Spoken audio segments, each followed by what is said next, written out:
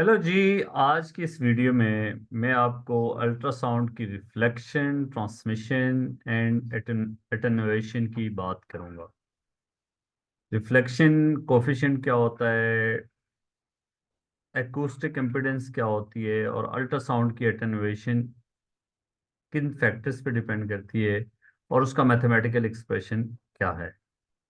अगर आपको इस टॉपिक में प्रॉब्लम है तो ये इस वीडियो को आप एंड तक देखिएगा। सबसे पहली बात हम करेंगे इसमें कि किसी मीडियम की अकूस्टिक एम्पिडेंस क्या होती है। अकूस्टिक एम्पिडेंस को डिफाइन करते हैं बच्चों, that is the product of density of the medium and speed of ultrasound in that medium. This rho is density and this c is speed of ultrasound in that medium.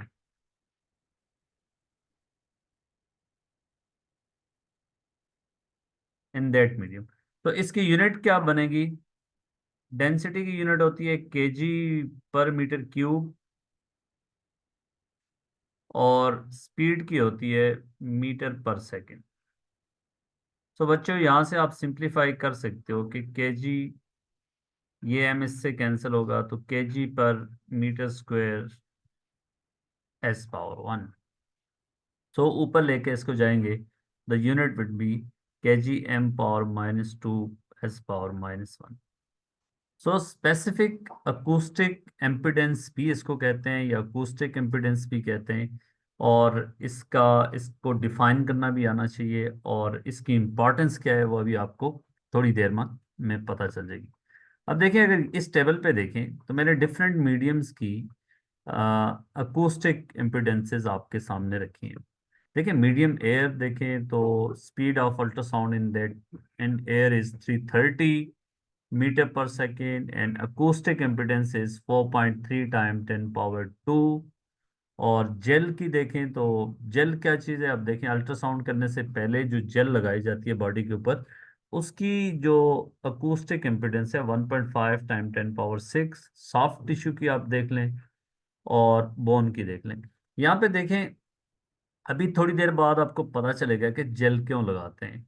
देखो, air की acoustic impedance और soft tissue की acoustic impedance में बहुत ज़्यादा फर्क है और इस फर्क से अ, हमें क्या फ़र्क पड़ेगा वो अभी हम आपको बताएंगे।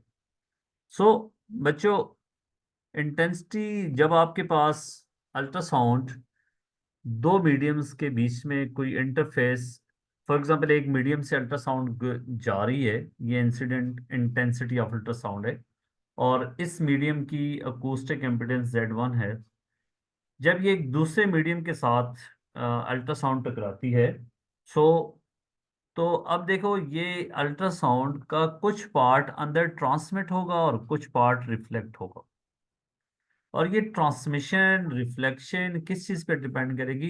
That will depend on the impedances of these two medium. So the first medium has impedance Z1, other medium has impedance Z2.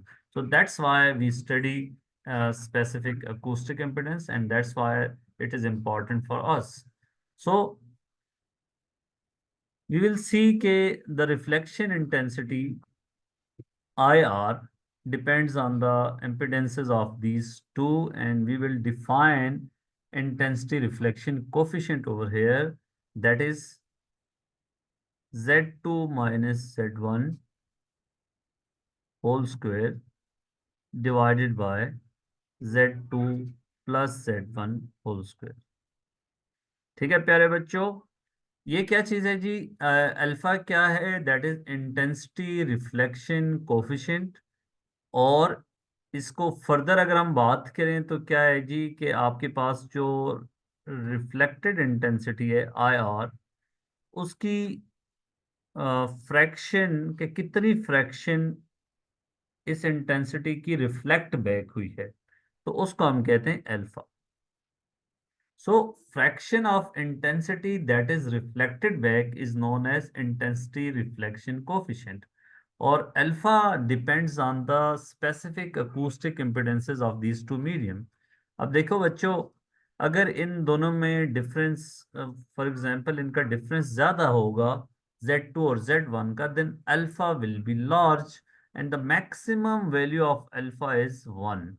Alpha 1 होने का मतलब ये होगा कि सारी की सारी जो इंटेंसिटी है दैट हैज रिफ्लेक्टेड बैक, और reflected intensity is equal to the incident intensity. ठीक है। और अल्फा जीरो होने का क्या मतलब होगा, अगर इन दोनों मीडियम की impedances close to each other हैं, तो alpha will be approximately close to zero, then there will be no reflected intensity. Okay. So ये इसको सिंप्लीफाई करना आना चाहिए कि अल्फा की कोई यूनिट नहीं होती, ये फ्रैक्शन ऑफ इंटेंसिटी है दैट इज रिफ्लेक्टेड बैक, और आप देख सकते हो कि why it has no unit, ऊपर भी Z2 minus Z1 whole square और नीचे Z2 plus Z1 whole square. अच्छा, सो हम लिख सकते हैं reflected intensity is equal to alpha time incident intensity. Okay. So reflected intensity is alpha time incident intensity. अब देखो बच्चों, बात सीधी सी है कि ये आपके पास इंसिडेंट इंटेंसिटी है I, और ये ट्रांसमिटेड है, ये रिफ्लेक्टेड है। हम इनके बीच में रिलेशनशिप लिख सकते हैं बड़े आराम से कि I is equal to IR plus IT। ये कंजर्वेशन ऑफ एनर्जी के तहत हमने लिखी है कि टोटल यहाँ पे जो इंटेंसिटी है उसी का कुछ पार्ट अंदर गया है, कुछ पार्ट वापस आया है। तो हम देखना चाहेंगे कि जो ट्रांसमिटेड इंटेंसिटी है उसकी वैल्यू क्या होगी। सो ट्रांसमिटेड इंटेंसिटी को यहाँ से इसको सब्जेक्ट बनाए बच्चों, तो आपके पास that will be I minus IR। So that is equal to I is I, और reflected intensity is alpha time I। So transmitted intensity का फॉर्मूला यहाँ से आपको मिल जाएगा कि वो किस चीज़ पर डिपेंड करती है, अभी आपको दिखा देते हैं। तो आई विल बी बच्चों, आई ट्रांसमिटेड इज, आई कॉमन ले लें यहाँ से, तो 1 - अल्फा टाइम आई। ठीक है। यहाँ जरा थोड़ा सा गौर कर लेते हैं जी। अगर देखो for example alpha is 0.2, that mean कि 20% जो है वो इंटेंसिटी रिफ्लेक्ट बैक होगी। ठीक है। सो ट्रांसमिटेड कितनी होगी बच्चों, दैट इज 1 - अल्फा, 1 - 0.2, सरजीव that is 0.8। So transmitted intensity will be equal to 80%। अगर रिफ्लेक्शन हुई है 20% की, ट्रांसमिशन होगी 80% की। ठीक है। ये बात तो आपको समझ आ गई कि जी अल्फा का क्या रोल है और इम्पिडेंसेस, स्पेसिफिक अकूस्टिक इम्पिडेंसेस का क्या रोल है कि जो बाउंड्रीज के से जो ट्रांसमिशन होगी अल्ट्रासाउंड की या जो रिफ्लेक्शन होगी वो डिपेंड करेगी उन दोनों के मीडियम की इम्पिडेंसेस पे। सो आप यहाँ पे देखें कि एयर का और सॉफ्ट टिश्यू की अगर आप इम्पिडेंसेस को देखें तो इनमें ज़्यादा फर्क है। सॉफ्ट टिश्यू देखें, 1 is 10⁻², other is 10⁻6, they have very large difference. So अगर इनका डिफरेंस लार्ज होगा तो अल्फा विल बी, अल्फा जो है वो ज़्यादा होगा, मतलब इंटेंसिटी जो रिफ्लेक्ट बैक होगी बॉडी की, बॉडी से ही, तो ज़्यादा होगी। अल्ट्रासाउंड अंदर ट्रांसमिट ही नहीं करेगी। तो हम चाहते हैं कि अल्ट्रासाउंड अंदर जाए, अंदर के जो स्ट्रक्चर्स हैं उनकी इंफॉर्मेशन लेके बाहर आए, तो इसलिए जो है वो जेल लगा देते हैं, और जेल की जो देख लें आप इम्पिडेंस है वो सॉफ्ट टिश्यू के क्लोज है काफी, 1.5 टाइम 10⁻6, 1.6 टाइम 10⁻6। ओके बच्चों, अब हम बात करेंगे जी कि अल्ट्रासाउंड की एटेन्युएशन ऑफ अल्ट्रासाउंड का क्या मतलब है। देखो बच्चों, अगर अल्ट्रासाउंड एक मीडियम में ट्रेवल करती है, तो मीडियम में ट्रेवल होने की वजह से जैसे साउंड आप देखते हो, अल्ट्रासाउंड भी एक साउंड की एक टाइप है जिसकी फ्रीक्वेंसी 20 किलोहर्ट्ज से ज्यादा है। सो अगर आप जैसे देखें कि आप अगर बोल रहे हैं और आपके करीब जो बंदा है उसको आपकी आवाज़ की इंटेंसिटी ज़्यादा पहुंचेगी, और जो बंदा आपसे दूर है उस तक इंटेंसिटी कम हो जाएगी। तो इसका मतलब ये होगा कि जो साउंड है वो एक मीडियम में ट्रेवल करने से उसकी इंटेंसिटी कम होती है, क्योंकि वो साउंड एब्जॉर्ब होती रहती है। इसी तरीके से अल्ट्रासाउंड भी जब बॉडी में जब एक मीडियम में ट्रेवल करती है तो उसकी इंटेंसिटी डिक्रीज होती है। सो उस इंटेंसिटी के डिक्रीज या उस एम्पलीट्यूड के डिक्रीज को हम एटेन्युएशन कहते हैं। ठीक है, सो इसको हम क्या कहेंगे, डिक्रीज इन एम्पलीट्यूड या इंटेंसिटी। तो बच्चों, ये इंटेंसिटी का जो डिक्रीज है वो किन फैक्टर्स पे डिपेंड करती है, वो किस पैटर्न को फॉलो करता है। देखो बच्चों, अगर आपके पास ये एक मीडियम है जिसकी जो डेप्थ है वो x है, और यहाँ पे जो इंटेंसिटी है that is I not. Intensity बच्चों जो यहाँ पे पहुंचेगी दैट इज आई। इस मीडियम में ट्रेवल होने की वजह से अल्ट्रासाउंड एटेन्यूएट होगी, और I will be less than I not, और इसका फॉर्मूला होगा I will be equal to I not E power minus mu x. ये देखो एक्सपोनेंशियल डिके को फॉलो करता है। ठीक है, यहाँ से इस एक्सप्रेशन को देखें तो I will be smaller than I not, और जैसे एक्स, एक्स क्या है, इस डेप्थ को कहते हैं। अगर एक्स ज़्यादा होगा तो आई की वैल्यू डिक्रीज, आई कम हो जाएगा यहाँ पे पहुँच के। जितना ज़्यादा डिस्टेंस ट्रेवल करेगी इतनी जो इंटेंसिटी है उसका लॉस ज़्यादा होगा, और रिमेनिंग इंटेंसिटी और कम होगी। और म्यू जो होता है बच्चों, म्यू को कहते हैं हम linear absorption coefficient. Linear absorption coefficient, ये क्या चीज होती है? ये बेसिकली जो आपकी एटेन्युएशन होती है ना अल्ट्रासाउंड की, वो इस मीडियम पे भी डिपेंड करती है कि मीडियम किस तरह का है। अगर ये मीडियम आपके पास बोन है, सॉफ्ट टिश्यू है, जेल है, तो जो अल्ट्रासाउंड की जो डिक्रीज है या एटेन्युएशन है वो डिफरेंट होगी फॉर ईच मीडियम। और अगर आपको दिखा सकूं, यहाँ पे देखें आप इस टेबल में देख सकते हैं कि लीनियर एब्जॉर्प्शन कोफिशिएंट। सबसे पहले बच्चों ये याद रखना कि एक्सपोनेंशियल फंक्शन की जो है यहाँ पे कोई यूनिट नहीं होती। अगर एक्स आपने मीटर में लिया है तो इसकी यूनिट होनी चाहिए 1/मीटर, ताकि मीटर टाइम 1/मीटर कट जाए। और अगर एक्स सेंटीमीटर में है तो म्यू को 1/सेंटीमीटर में होना चाहिए। तो इसलिए म्यू की यूनिट जो होती है हमेशा मीटर -1 या 1/मीटर। अब देखें, मसल के लिए म्यू की वैल्यू है 23/मीटर, और बोन के लिए है 130। तो बोन की जो लीनियर एब्जॉर्प्शन कोफिशिएंट है बोन का वो ज़्यादा है, और इसका मतलब ये है कि attenuation of ultrasound in bone ज़्यादा होगी और मसल में कम होगी। अगर आप इसको थोड़ा सा इस तरह देख सकें कि हम इसको मैथमेटिकली इस एक्सप्रेशन को देखते हैं कि म्यू के बढ़ाने से क्या फ़र्क पड़ता है, तो मैं आपको इस चीज़ को डेस्क माउस पे जाके ग्राफिक कैलकुलेटर पे दिखा देता हूँ कि इसका क्या मतलब है। देखो बच्चों, मैंने आपके सामने एक एक्सप्रेशन प्लॉट किया y equal to e power -0.5x। तो आप देखें कि इसका ग्राफ जो है वो ये है, एक्सपोनेंशियली डिके। अगर बच्चों हम ये यहाँ से आपको नज़र आ रहा है कि इंटेंसिटी विल डिक्रीज, जितना इस मीडियम का डेप्थ ज़्यादा होता जाएगा, डिस्टेंस ट्रेवल्ड ऑफ अल्ट्रासाउंड ज़्यादा होता जाएगा, इंटेंसिटी विल डिक्रीज। और अगर म्यू को हम थोड़ा सा चेंज करते हैं, म्यू को इससे इफ आई डिक्रीज म्यू,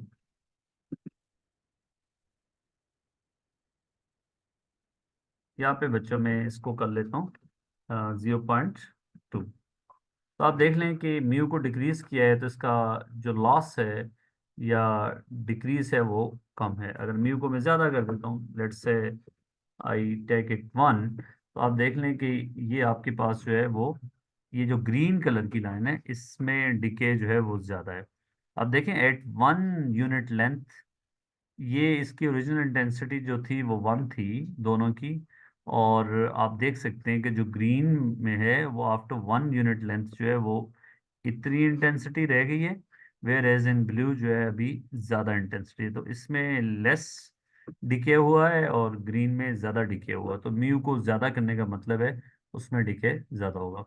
अगर आप इसको थोड़ा सा और वो कर दें, ज़्यादा कर दें, let's say I take it to, तो आप देख लें कि इसका जो डिके है और ज़्यादा हो रहा है। तो इसलिए म्यू का फैक्टर जो है वह हमारे लिए इम्पॉर्टेंट है, और एक्स का ऑलरेडी आप देख चुके हैं कि एक्स के इंक्रीज करने से क्या फ़र्क पड़ता है। ठीक है। अच्छा बच्चों, अगर इसमें एग्जाम में ये सिचुएशन आती है कि आपको वो फॉर एग्जाम्पल कहता है कि इंटेंसिटी हाफ हो जाए, तो उस वक्त कितनी जो डेप्थ होगी कितनी कवर्ड होगी, तो वो कैसे फाइंड करेंगे। एक तो मैंने आपको क्लियरली बता दिया कि म्यू का और एक्स का, अगर एक्स आपका मीटर में गिवन है और म्यू 1/सेंटीमीटर में है, तो दोनों को कन्वर्जन करनी है। या आप एक्स को सेंटीमीटर में कर लें या म्यू को 1/मीटर में कर लें। This that's very important. और दूसरी इंपॉर्टेंट बात, if I want to find this x such that intensity I becomes half of the original intensity. So I will put I naught by 2, then it is I naught e power minus mu x। और आपको ये पता है यहाँ पे कि हमने इसको सब्जेक्ट बनाना है, किसको, x को सब्जेक्ट बनाना है, और दैट ये इससे कैंसिल हो जाएगा बिल्कुल बगैर किसी वजह के, e power minus mu x. और इस x को ऊपर से नीचे लाने का एक ही तरीका है कि we have to take log on both sides, so that is ln 1/2। हम कोई भी log ले सकते हैं, लेकिन यहाँ पे नेचुरल log ले लेते हैं, ताकि natural log of e is 1। तो आगे log की प्रॉपर्टीज इस्तेमाल होंगी, इफ़ यू नो देम तो फिर बहुत अच्छी बात है, नहीं तो I will explain. So log of 1/2 that is log of 1 minus log of 2। और ये प्रॉपर्टी होती है, ये पावर जो है ये नीचे आ जाती है, that is minus mu x l n e. So l n e is 1, you can verify it.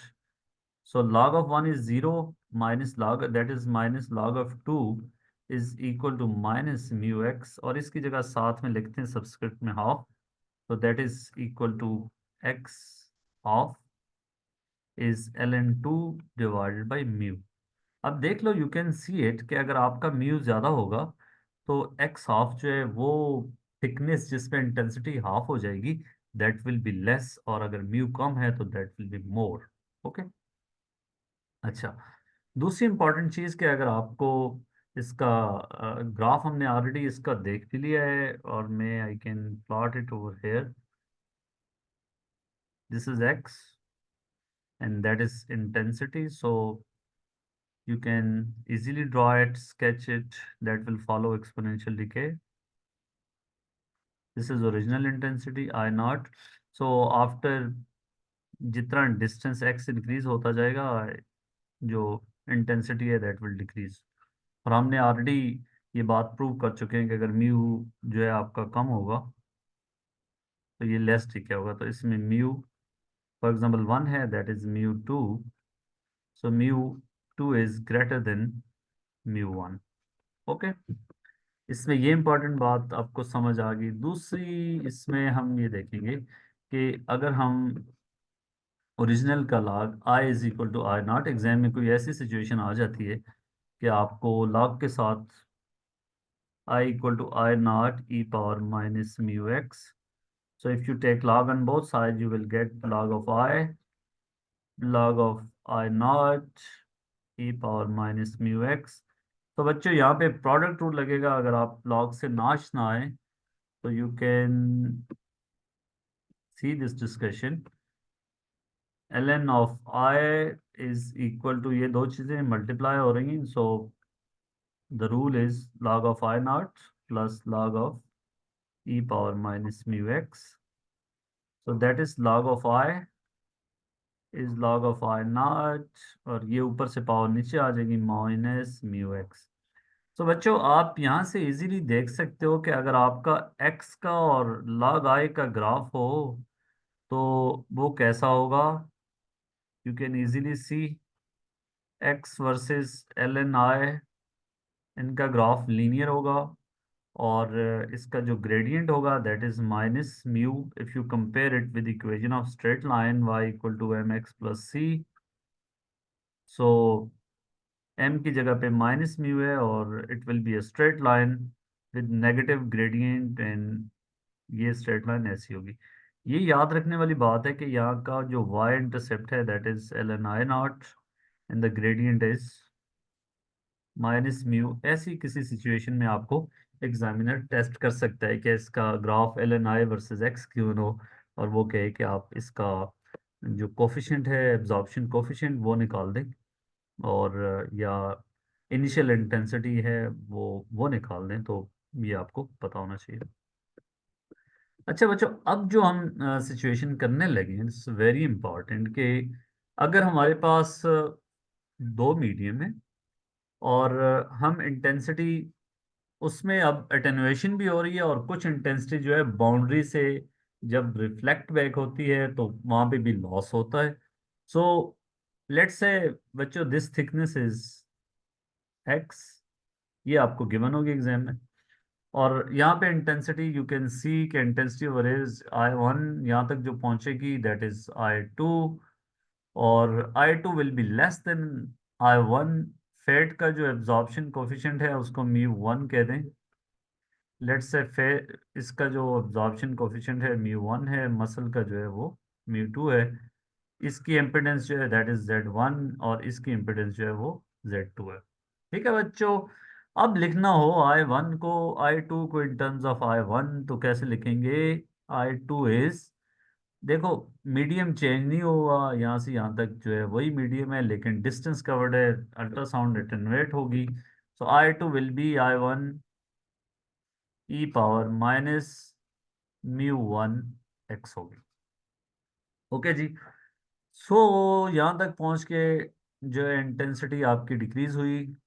हम अगर अब आई थ्री को देखें तो इन दोनों मीडियम्स की इम्पिडेंसेस आपको गिवन हैं, तो इनका रिफ्लेक्शन कोफिशिएंट जो है फेट और मसल का, let's say that is alpha, and that is alpha will be Z two minus Z one whole square over Z two plus Z one whole square.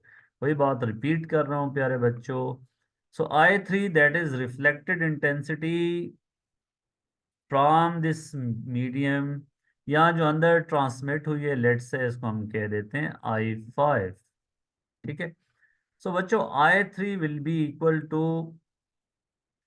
Alpha time I to.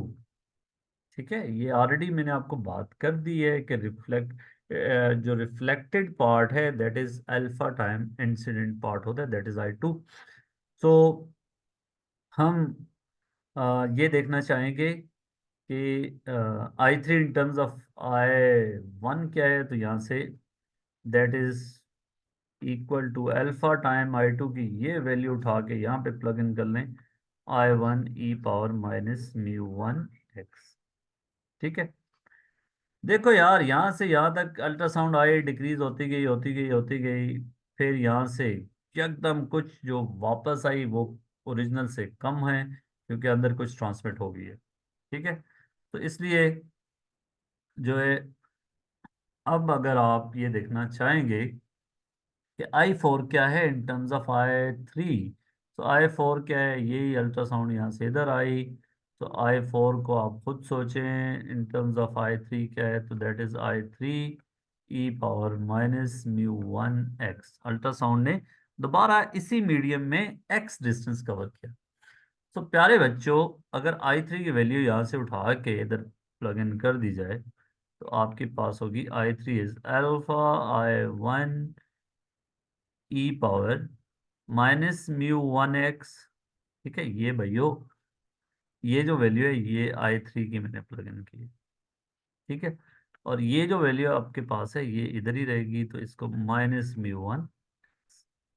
तो आई four को इन terms of I one हमने लिख दिया, और इसको आप simplify करें तो आपके पास बनता है अल्फा, ये दोनों ई की पावर जेड हो जाएंगी, तो E power minus two mu one X, और इसको हम कह देते हैं साथ में आई वन। देखें, अब बच्चों आपने इतना, अगर एग्जाम में ये आता है कि जी आपको I four in terms of I one लिखना है, ठीक है, तो फिर आप देखें कि आई वन इसके अंदर ट्रेवल हुई डिस्टेंस एक्स, डीके हुआ, फिर वापसी पे डिस्टेंस एक्स और आया, so total distance covered is two x. X और साथ में ये 2x, ये 2 का फैक्टर आ गया। और एटेन्युएशन कोफिशिएंट जो है वो μ1 है। फिर इंटेंसिटी जो डिक्रीज हुई है वो इस मीडियम के साथ रिफ्लेक्शन की वजह से डिक्रीज हुई है, क्योंकि कुछ पार्ट अंदर ट्रांसमिट हो गया है, कुछ रिफ्लेक्ट हुआ है, तो वहाँ पे अल्फा इसके साथ मल्टीप्लाई हो जाएगा, क्योंकि फ्रैक्शन में फर्दर रिडक्शन आई है। तो आप directly you will be able to write this thing. और अगर आप I5 को लिखेंगे तो दैट इज, जैसे मैंने लिखा, I3 is alpha time I2, so I5 is 1 minus alpha time I2। Okay बच्चों।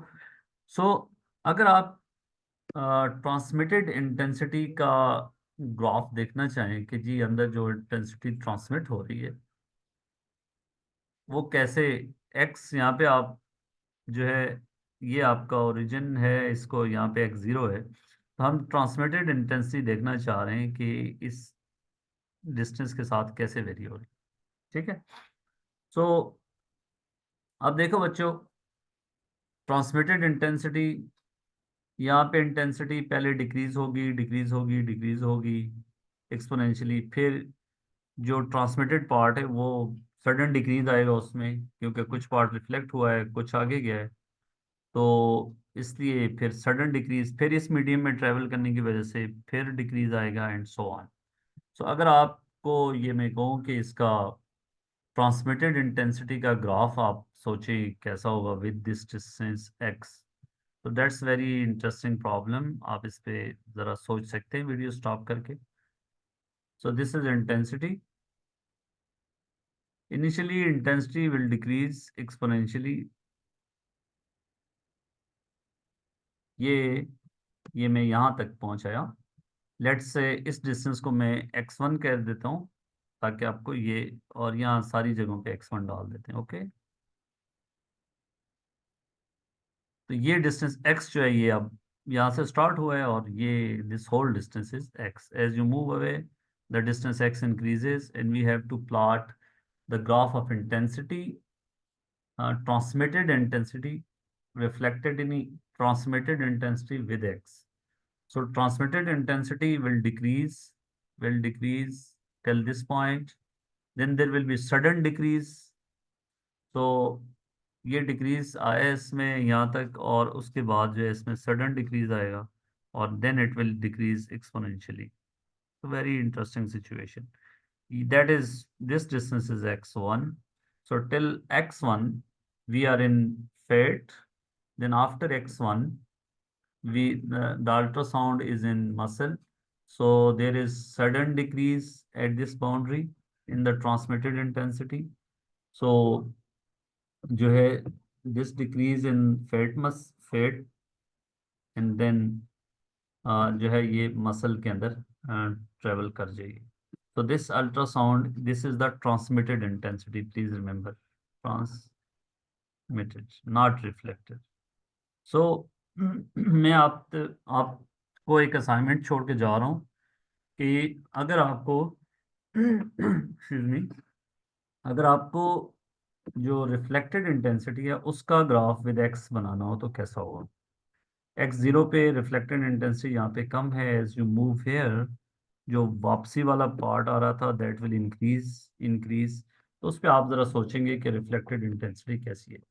सो इस लेक्चर में मैंने आपको बताया कि अल्ट्रासाउंड की रिफ्लेक्शन क्या होती है, अल्ट्रासाउंड की ट्रांसमिशन किस चीज़ पे डिपेंड करती है, एटेन्युएशन क्या होती है, और उसको कैसे हैंडल करते हैं। आई होप कि आपको समझ आई होगी। Thank you so much.